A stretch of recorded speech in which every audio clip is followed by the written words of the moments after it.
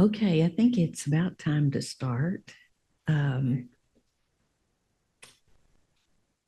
We've got people on Zoom with us. Help me remember to include them. I get on a roll, and last week I totally forgot to look at the Zoomers.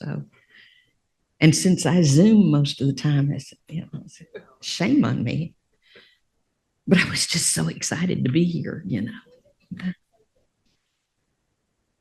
So last week we started a study of Judges. We've bitten off something pretty big to chew. So we'll continue with that today.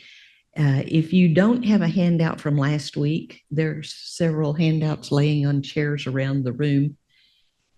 You might want to get it because we're going to talk about that circular pattern today. So as we get started, let's start with the prayer that we're going to start every one of our lessons with. So join me as we pray this prayer again this week. Blessed are you, O Lord, our God, King of the universe, who is faithful even when your people are faithless, who is mighty to redeem when your people are weak in every way, who is now working to set all things right and inviting us to participate. Teach us your ways, O Lord, as we study your word. Reshape us. Make us holy as you are holy. Amen. So, last week we did the mandatory introductory lesson, the period of the Judges. We situated in the biblical story after the death of Joshua and before the beginning of the monarchy, the anointing of Saul, the first king. We said that maybe the date could be 1375 BC to 1050 BC. That's not a hard and fast date by any means. We said there were powerful people groups around the promised land, but they were all preoccupied with other things. They were not intruding on the tribes, the 12 tribes. So we don't get the world powers coming in like we do in later stories. All of the stories in the Judges are regional skirmishes, regional battles. So all of the others are off doing other things. One thing I didn't say last week that I thought was interesting when I read this is that this period, this period that's sometimes called the collapse of the Bronze Age, this is also the period where the Iliad takes place, according to scholars. And if you've read the Aeneid, those Greek stories, the scholars say, are probably based on some historical event that happened during this time period. So if you get those mental pictures in your head, you might have some idea of what's going on during this period of the Judges.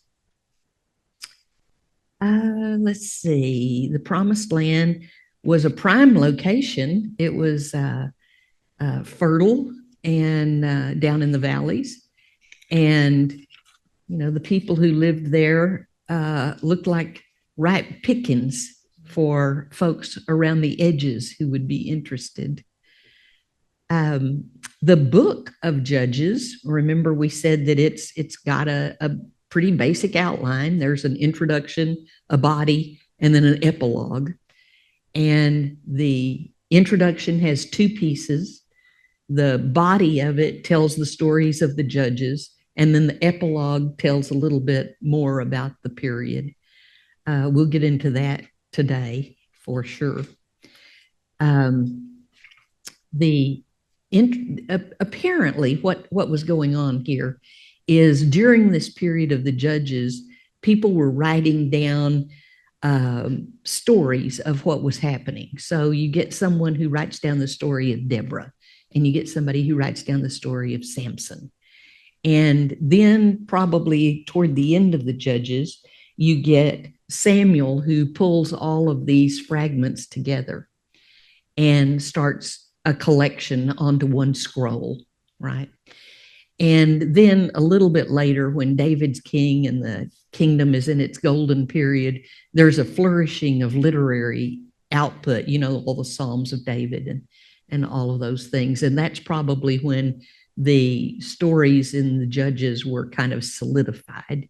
And so we've got, in the introductory part, we've got two snatches of introduction that somebody wrote at some point, maybe Samuel, who knows.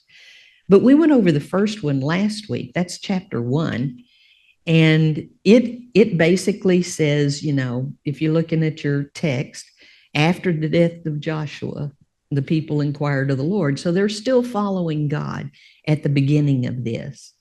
And we get the stories here about the people continuing to conquer the land, because the conquering the promised land was not a one and done thing. They didn't go in and drive out the people and then they're all good, because a lot of times the people would come back.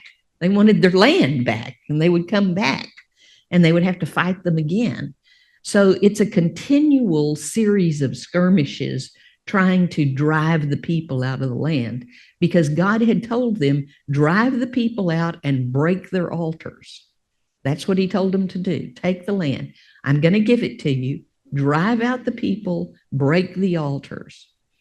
So they start to do that. We had a little bit of mention about Othniel in that first chapter, which, by the way, is a repeat of a story that's told in Joshua.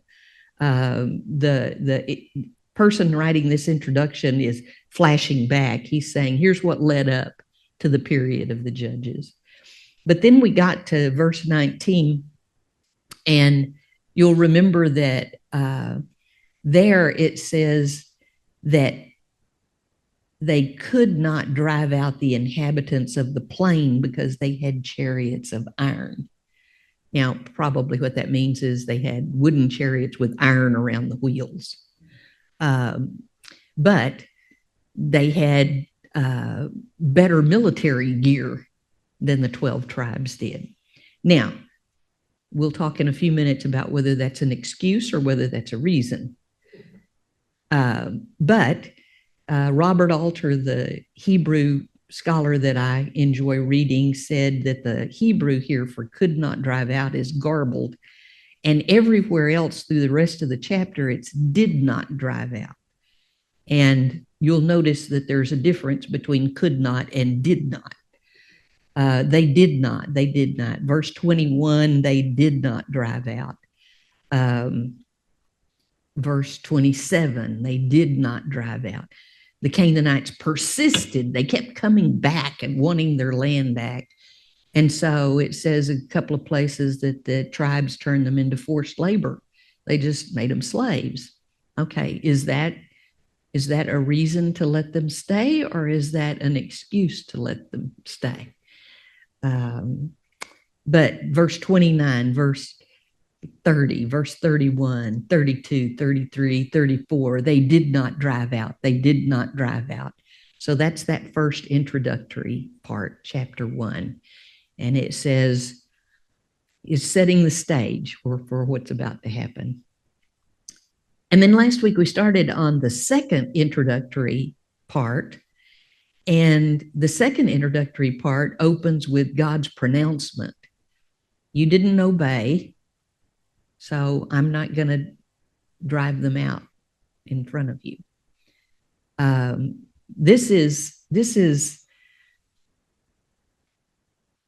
interesting to think about, because God had told them in the beginning, in the Levitical law, in chapter 26, that if they would obey him, he would make sure everything went well for them.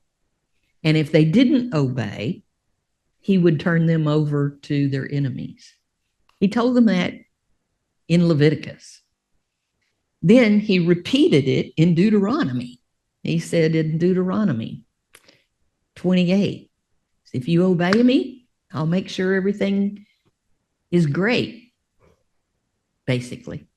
If you don't obey me, I'll turn you over to your enemies. Well, now we're going to see how that plays out. But God comes to them. Interestingly, in chapter 2, verse 1, it says, the angel of the Lord came to them. There's debate about who the angel of the Lord is, but many people think that this is pre-incarnate Christ. This is the second person of the Trinity that comes to them and delivers to them God's pronouncement that the people that they did not drive out will become a thorn to them, and their gods will be a snare. So keep that in mind. That's a chilling announcement, and the people weep and they sacrifice, but they can't change it. So then we get a little bit of story of flashback of the death of Joshua. And as long as Joshua was alive, or the elders who had seen the wonders of God's care, the people followed God. But as soon as that generation died off, the people strayed. And listen to this. And there arose another generation after them who did not know the Lord or the work that he had done for Israel. One generation. Hold on to that thought. We'll talk some more about that in a minute too. Okay, now then, the second part of the second introduction is this cycle. If you've got the handout, you've got a picture, a circular picture up at the top up here. And this is what we're going to talk about now. The rest of this chapter is all about this. So, verse 11. And the people did what was evil in the sight of the Lord and served Baals, or Baals. That's the plural of Baal. So all of the gods.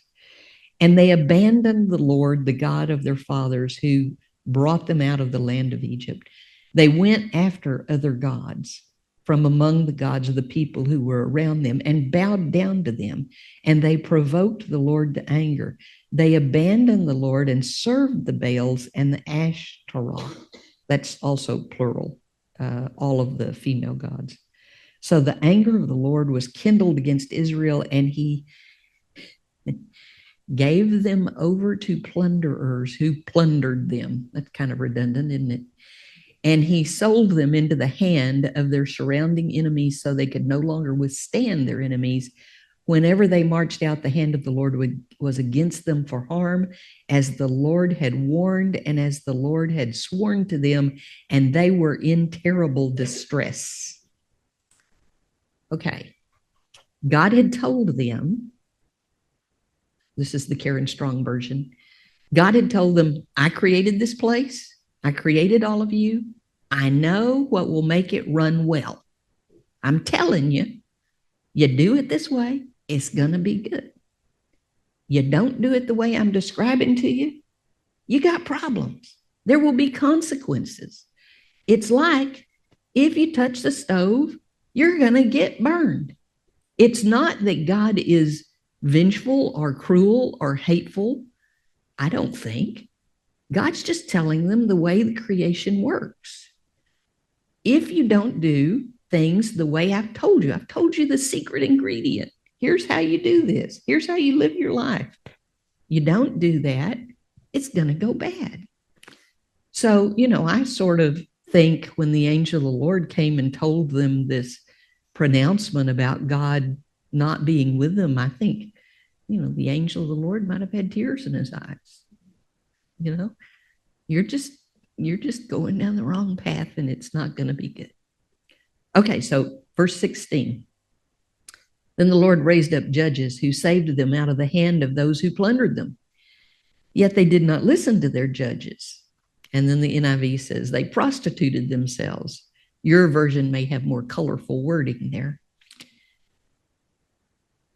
They bowed down to these other gods, and soon they turned aside from the way in which their fathers had walked, who had obeyed the commands of the Lord, and they did not do so.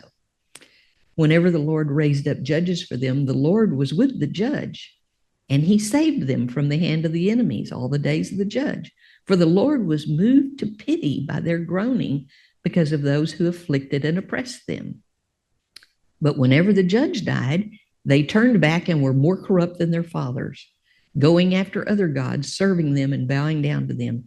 They did not drop any of their practices or their stubborn ways. So the anger of the Lord was kindled against Israel. And he said, because this people have transgressed my covenant that I commanded their fathers and have not obeyed my voice, I will no longer drive out before them any of the nations that Joshua left when he died, in order to test Israel by them, whether they will take care to walk in the way of the Lord as their fathers did or not.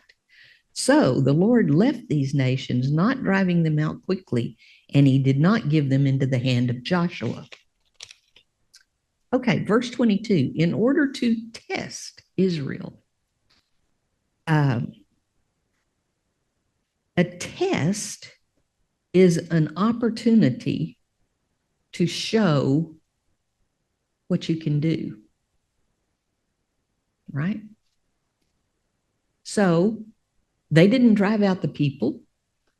So God says, all right, the people are there. I'll just use them. I'll use them to see if you will choose to follow me or not. I'll use them as a test. Okay. Also notice verse 19. When the judge died, they turned back and were more corrupt than their fathers. Okay. Anytime you look at a book on judges, you get this circular pattern that's described here. Israel disobeys, Israel's oppressed, Israel cries out, God raises up a deliverer, Israel is delivered, Israel is at peace, then Israel disobeys. This happens over and over and over in the book of Judges. And it's described here in this section we're looking at right now. But I would like to suggest that all the scholars who know more than me might have missed the boat a little bit, because I don't think it's a circle. I think it's a downward spiral. Because it says they turned back and were more corrupt than their fathers. It's getting worse and worse and worse. So it needs to be 3D so that you can see it's not just doing this, it's doing this. It's a desperate situation. And it should be a warning to us. This is not just something that happened ages ago. This is a description about human nature that is really important for us to notice. Okay, so then you get the last little bit of the introduction in the beginning of chapter 3. Now, these are the nations that the Lord left to test Israel by them. That is, all in Israel who had not experienced all the wars in Canaan. Okay, so now the tribes aren't all experienced warriors at this point. It was only in order that the generations of people of Israel might know war, to teach war to those who had not known it before. So this is the second thing that God's going to use the people who are left for. He's going to teach his people how to fight. Okay, so these are the nations, the 5 lords of the Philistines. Remember, there are 5 Philistine cities. They have city-states. So those 5 are there. The Canaanites, the Sidonians, the Hivites who lived in Mount Lebanon, from Mount Baal Hermon as far as Lebo Hamath. They were for the testing of Israel to know whether Israel would obey the commandments of the Lord, which he commanded their fathers by the hand of Moses. So the people of Israel lived among the Canaanites, the Hittites, the Amorites, the Perizzites, the Hivites, and the Jebusites. And their daughters took to them, and their daughters they took to them for wives, and their own daughters they gave to their sons, and they served their gods. Okay. There you have the introduction. This is a foretaste of what's going to happen through the book of Judges. It sounds pretty bleak. You're right. It's bleak. It's going to be a devastating story. This is a problem of the people's own choosing. All right, so let me ask you. I'm going to ask you a question. Oh, we need a microphone. Yeah, thank you. I'm going to ask you a question, and there are 8 or 10 answers to this. So there's no one answer. Help me. Help me list out, why did the people turn away from God? We just read a lot of reasons or whatever for why they didn't do what God told them to do. So let's list 8 or 10 of them. Who remembers one? Zoomers? Michelle? They neither knew the Lord or what he had done for Israel. They didn't know the history. They didn't know what God had taught them. Another way to say that is they failed to teach the next generation. Right? Okay, Twyla has the microphone. Well, I mean, so they refused to give up their evil practices and stubborn ways. Yeah, they just refused. I'm doing it my way. Yeah, yeah. What else? There are 8 or 10. Oh, Gary had his hand up. I think we have to be careful with they didn't teach the next generation. Just because you're taught doesn't mean you will learn. And I believe that's why we continue to see the downward spiral. Every generation you lose some. There's still some that are faithful. They're trying to do what's right. They obey God. They teach the next generation and so forth and so on, but they're becoming fewer and fewer and fewer, much like we see in our country today. Those who profess the name of Christ are becoming fewer and fewer.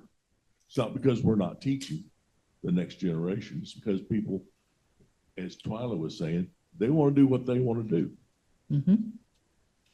Mm-hmm. It's human nature. It's going to happen. It happened to every single kingdom on the planet. Human nature is a constant here. Okay, think of other reasons that they didn't do what God told them to do. Now, Karen, Yes. denial is a big thing, isn't it? Denial. We humans suffer from. Yes. Denial is a big It won't thing. happen to me, and we're doing pretty good. Yeah. It's going to be all right. I don't have to worry about it. Yeah. Ugh. Self will run riot, Mona says.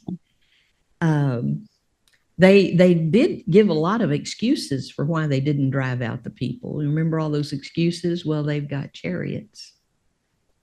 Well, let me ask you, for the God who parts the sea, chariot's not a big darn deal, right?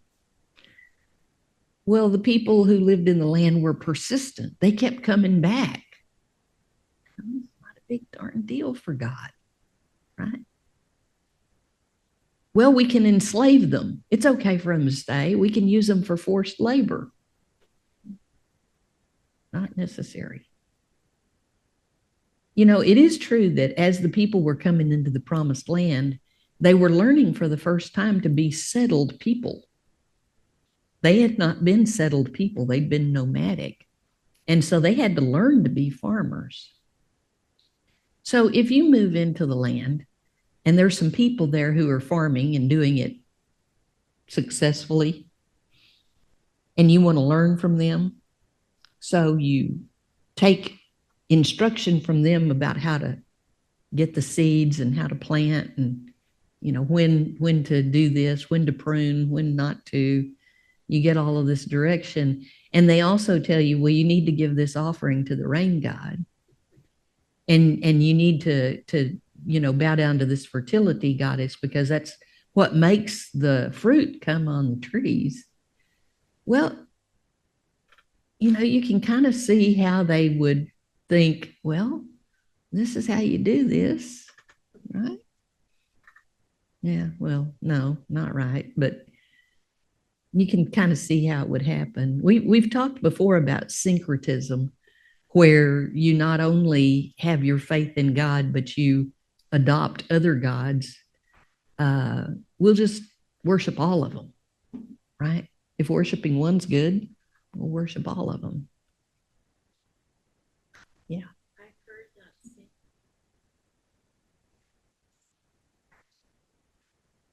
Yeah, Carrie's saying she's heard that same thing recently. Yes. Yeah. Aaron, oh, I'm sorry, somebody's talking. Yeah. She says it's a hard thing to swallow. So you've got people making all kinds of excuses for why they're not doing what God asked them to do. This is a very modern tale.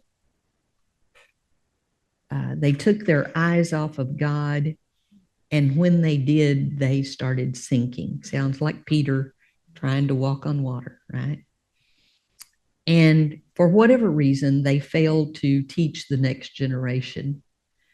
I would suggest that, part of the fault is shared on both sides. Yeah, Mona.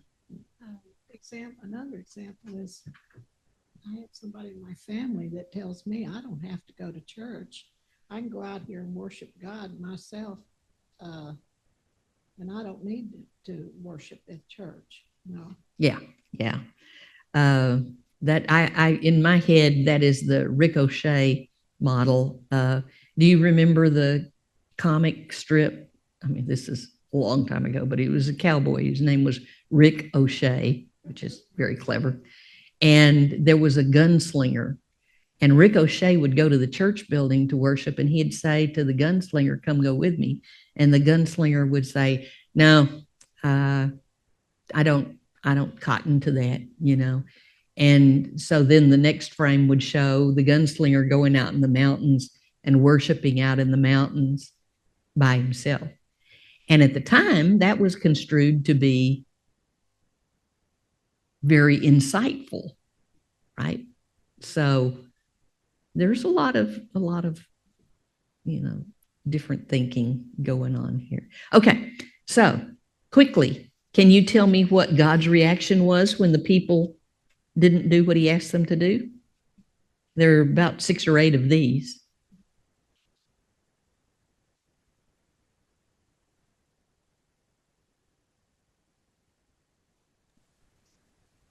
What did God do when the people didn't do what he asked them to do? I got one. Okay. That this Dave. This kind of ties into the last one. I think envy was a big thing. We all want what we can't have. And I thought some have said something like this, but the big phrase for judges, they wanted to have a king like everybody else. And when you say, what did God do? Well, sometimes he gives us what we want. Yeah. He abandons us to our choices. Yeah. Yeah. That's 100% true. So the people chose not to drive the people groups out of the land, and God says, okay, you got it. Okay. I think Dave's exactly right about that. Gary?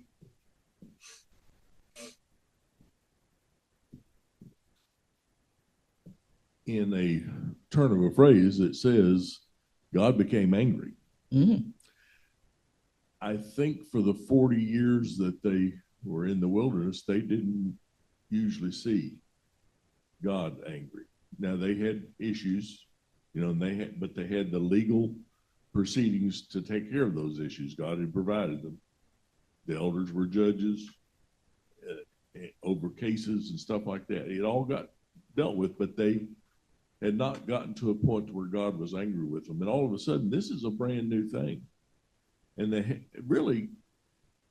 they almost had no reason, except for what happened before, of course, to worry about God being angry. I don't think, one of the things about teaching and learning is they may not have really understood whom they were dealing with. Mm-hmm. Or I guess I should have said with whom they're dealing. Mm-hmm. But anyway, it's I can't even imagine thinking for a moment that God is angry with me. That is a frightful thought. In fact, the book says it's a fearful thing to fall into the hands of the living God. Mm-hmm. So they didn't seem to think that was a big deal. We're going to have a learning opportunity here.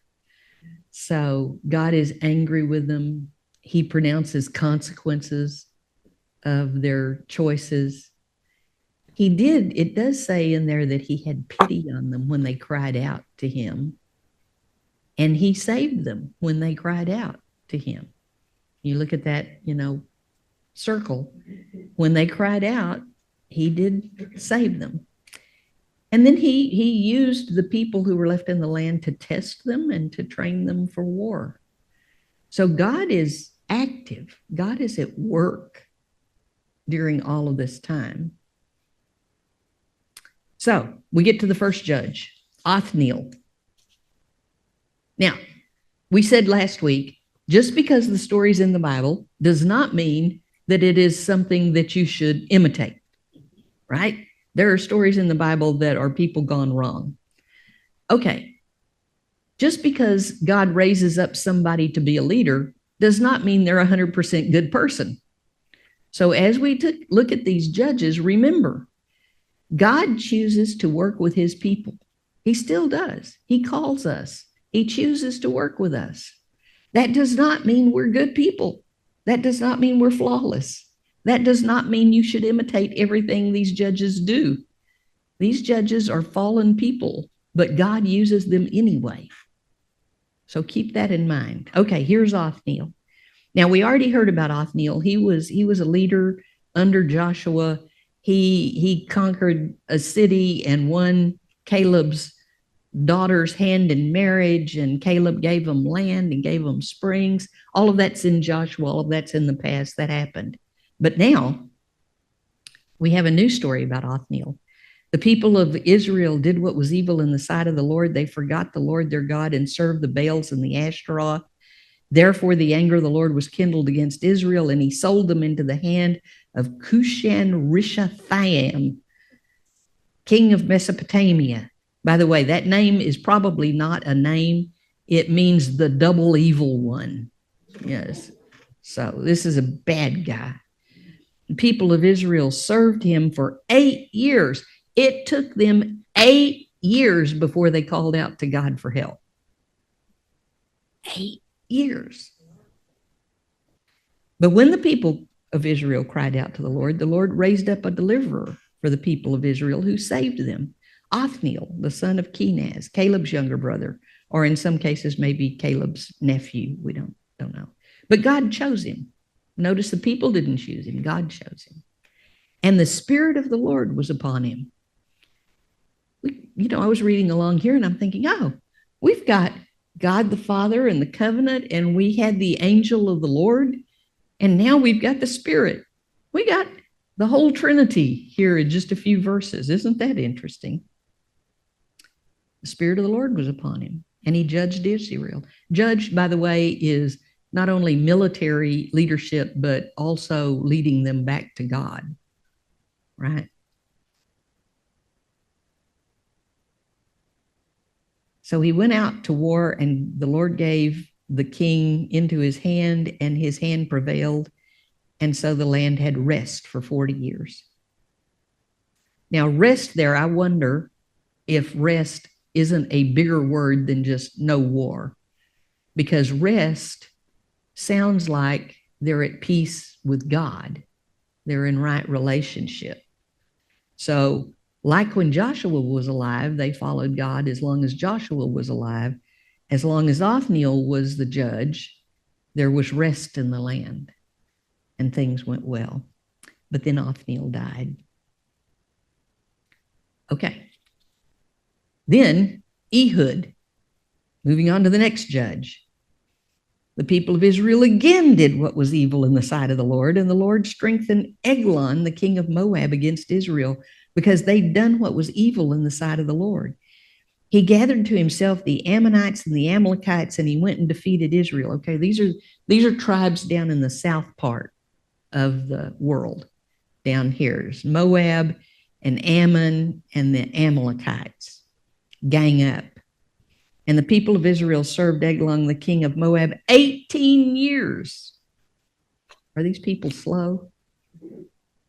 Oh, the city of Palms is Jericho. That's also down in the south area. So then the people of Israel cried out to the Lord, and the Lord raised up for them a deliverer, Ehud, the son of Gera, a Benjamite, a left-handed man. Okay, a Benjaminite. The Jewish teachers say that not only were the tribe of Benjamin tended to be left-handed, but also Ehud in their legends had a deformed right hand. So he wasn't just left-handed, he didn't have use of his right hand, is what they say. Doesn't say that in the text. So the people of Israel sent tribute to this king in Moab. All right, now when you sent tribute back then, you didn't send an American Express card. You had carts of gold and carts of skins and all kinds of stuff that you. So here's Ehud, and he's leading this group of people who bring in all this stuff to the king. But Ehud made for himself a sword with 2 edges. Now, that was unusual at the time, but it had 2 edges. It was a cubit in length. And apparently, it had a hilt where you could hold it, but it didn't have the crossbars on the hilt.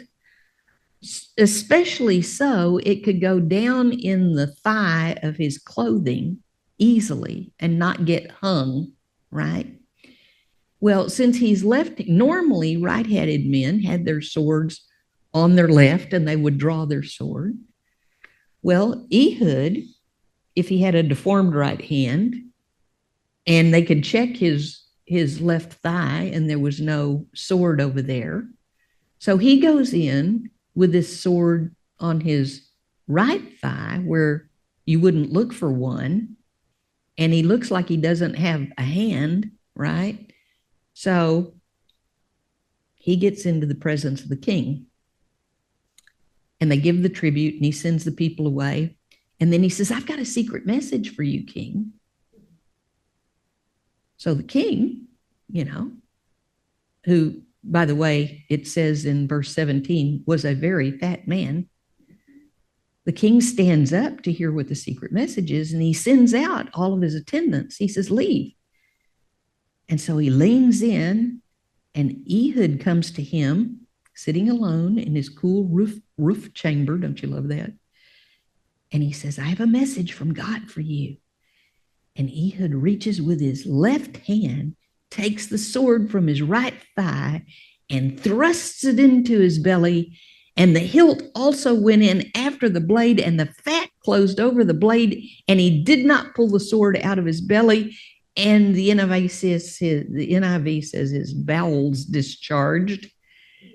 Your version may have more colorful language. And so Ehud locks the door, sneaks out the back way, and gets away. When he'd gone, this is verse 24, the servants came, and when they saw that the doors of the roof chamber were locked, they thought, surely he is relieving himself in the closet of his cool chamber. If indeed his bowels discharged, there may have been also odoriferous indications. Yeah. Who knew I'd ever be teaching anything like this? So they waited till they were embarrassed. But when he still did not open the doors, they took the key and opened them, and there was their Lord dead on the floor. Ehud escaped. And when he got back to his own people, he says, "Follow me, for the Lord has given your enemy, the Moabites, into your hand." Okay, notice he gives the Lord credit. This is important. He gives the Lord credit. So they went down after him and seized the fords. The people then were filled with, people were filled with optimism and, confidence. And they go out and they do battle and they kill 10,000 Moabites, and Moab was subdued, and the land was at rest for 80 years this time. Okay. Then there's one more. I'm going to tell you Shamgar really quick because there's one verse about him. After him was Shamgar, the son of Anath, who killed 600 of the Philistines with an ox goad. And he also saved Israel. An ox goad, like a cattle prod or something, right? Which tells me God doesn't need fancy weapons. God doesn't need chariots. God doesn't need fancy stuff. God can be a winner with an ox goad. Which also tells me, if you think you are ill-equipped to fight the battles in front of you, think again. As long as you are following God, you will have what you need, even if it's an ox goad. Okay, we've done 3 judges today. And next week, we are going to talk about one of the most famous judges. We're going to talk about Deborah. So read the next couple of chapters and be ready to talk about Deborah next week.